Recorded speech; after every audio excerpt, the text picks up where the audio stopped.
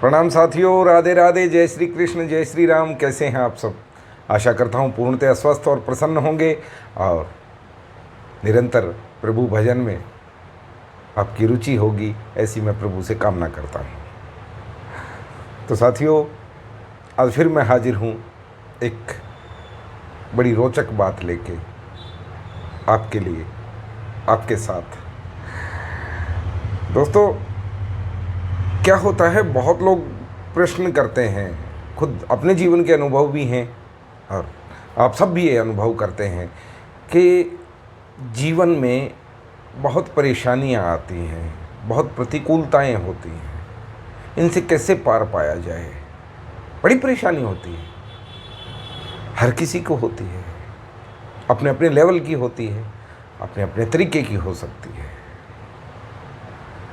तो इसका बड़ा सिंपल सरल उदाहरण आज मैं आपको बताने जा रहा हूँ। साथियों, अनेकों देवी देवताओं को, अनेक प्रकार के प्रतिरूप हमारे भगवान के हम उनकी पूजा करते हैं, उनसे श्रद्धा रखते हैं। लेकिन एक ऐसे देव हैं हमारे जो हमें ये सब इशारों में समझाते हैं, बस हम समझते नहीं। हम तो रूढ़िवादिता में फंसे पड़े हैं, इससे अधिक नहीं। और वो हमारे परम आराध्य देव हैं, देवादिदेव महादेव।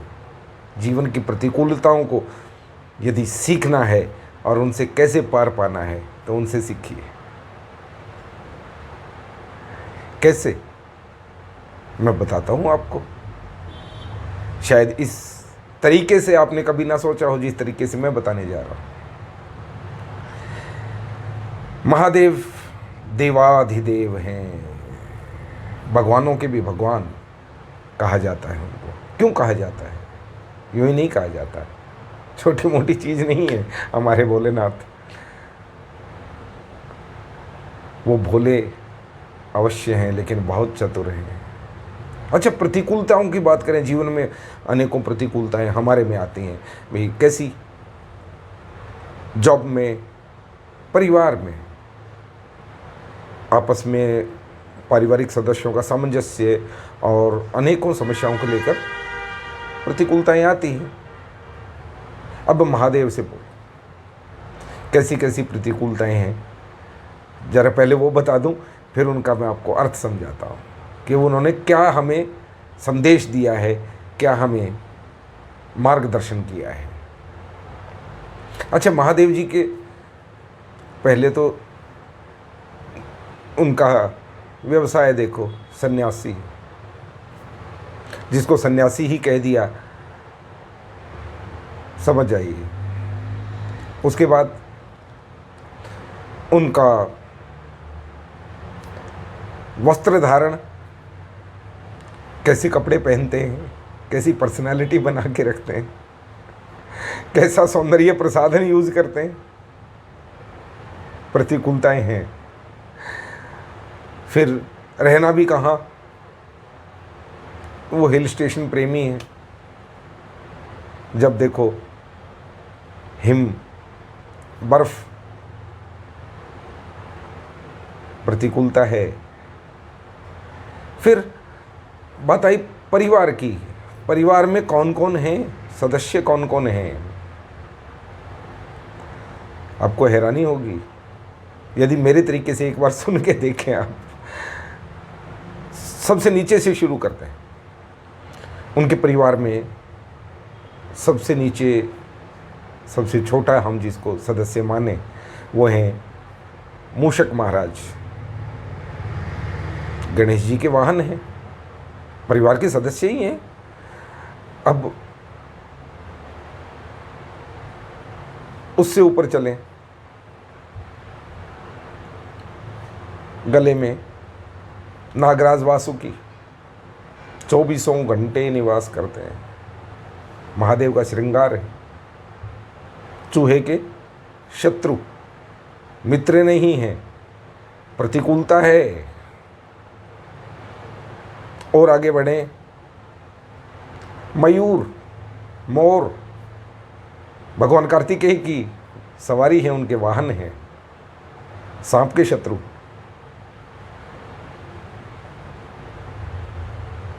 शत्रु पे भी शत्रु।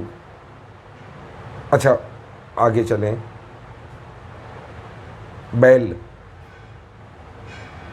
नंदी महाराज स्वयं भोलेनाथ के वाहन हैं। सिंह, वनराज, शेर जी, उनकी पत्नी की सवारी, हमारी माँ, उनका वाहन सिंह, बैल का दुश्मन। प्रतिकूलताएं हैं। फिर आहार भी क्या, सभी देवी देवताओं को तो हम देखते हैं ना, 56 भोग लग रहे हैं, किसी का हलवा प्रसाद है, किसी को पेड़े का प्रसाद है, किसी को।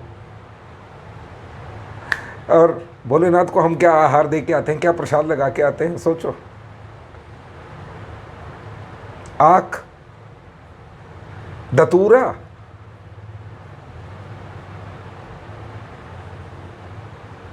प्रतिकूलताएं हैं। और इन प्रतिकूलताओं का जवाब भोलेनाथ कैसे देते हैं, कैसे वो सामंजस्य करते हैं। अब इस उदाहरण को आप समझिए। इसी का नाम जीवन है साथियों। स्थितियां कैसी भी हों, कोई भी हों, आपको सामंजस्य तो करना पड़ेगा। नहीं करना पड़ेगा, कुछ लोग पलायनवादी होते हैं, कोई आत्महत्या करता है, कोई पलायन करता है, कोई। लेकिन भोलेनाथ इसको कितने प्रेम से समझाते हैं। सबके साथ सामंजस्य देखिए आप, कितना अच्छा उन्होंने बनाया हुआ है। प्रतीक ये सब किस चीज़ के हैं, मेरा समझाने का तात्पर्य वो है। चूहा, मूषकराज, चूहे का काम क्या है, कुतरना। वो आपको क्या संदेश देते हैं? ये काल रूपी चूहा आपके जीवन को प्रतिक्षण काट रहा है, कुतर रहा है। सावधान, सावधान हो जाइए। नागराज वासुकी, जो हर समय भोलेनाथ के कंधों पे विराजमान रहते हैं, क्या मैसेज आपको दे रहे हैं कि काल, मृत्यु प्रतिक्षण आपके कंधों पे विराजमान है। कभी भी क्या होगा कौन जानता है। हमें बड़ा घमंड होता है, हम जवान हैं, हम मूव कर रहे हैं, हम ये कर रहे हैं। क्या पता है कौन सा क्षण, कहाँ, किस परिस्थिति में हमारा अंतिम क्षण हो सकता है।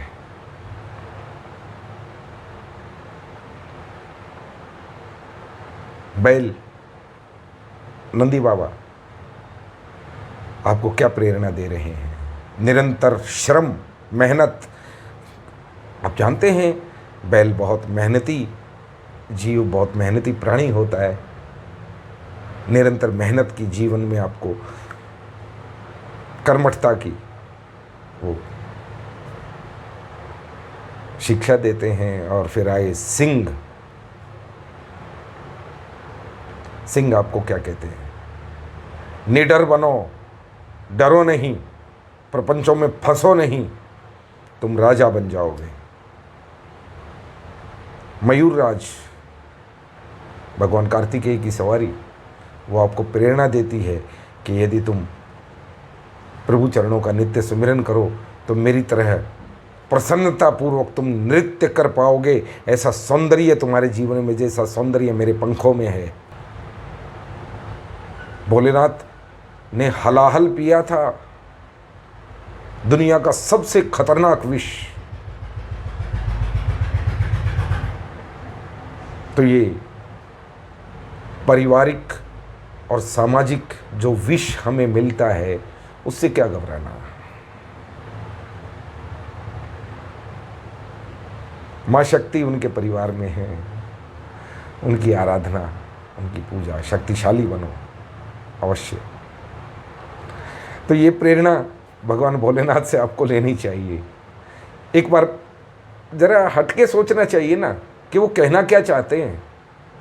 क्यों वो देवाधिदेव हैं, वो महादेव हमें जीवन जीने की प्रेरणा देते हैं और जीवन जीने का मार्ग आपको प्रदर्शित करते हैं। तो साथियों, अवश्य विचार करना और ज़रा सोचना कि प्रतिकूलताओं में अनुकूलता कैसे लाई जाए और जीवन को किस ढंग से जिया जाए। ये तो चलेगा, देखो, रुकने वाला नहीं है। यदि आप पलायन करेंगे तो भी सृष्टि चलती रहेगी। किसी एक के भाग जाने से सृष्टि बंद नहीं होती, और ना ही यहाँ पे तुम्हारा रोल समाप्त हो जाता है। ये तो चलता ही रहेगा। तो क्यों ना महादेव से इस प्रकार की शिक्षा लेकर इस जीवन को सामंजस्य के साथ जिया जाए, कर्मठता के साथ जिया जाए। यही मेरी आज की बातचीत है। बाकी आप लोगों का प्यार मुझे बहुत मिल रहा है। आशा करता हूँ आप बहुत प्रेम मुझे देंगे। जिन लोगों ने अभी तक सब्सक्राइब नहीं किया, कृपा करके सब्सक्राइब कर लें, ताकि मेरा आपका संवाद बने, मैं अपने विचार आप तक रख पाऊँ और आप अपने विचार कमेंट बॉक्स के माध्यम से मुझे ज़रूर दें। ऐसी मैं आपसे प्रार्थना करता हूँ, ऐसी मैं आपसे कामना करता हूँ।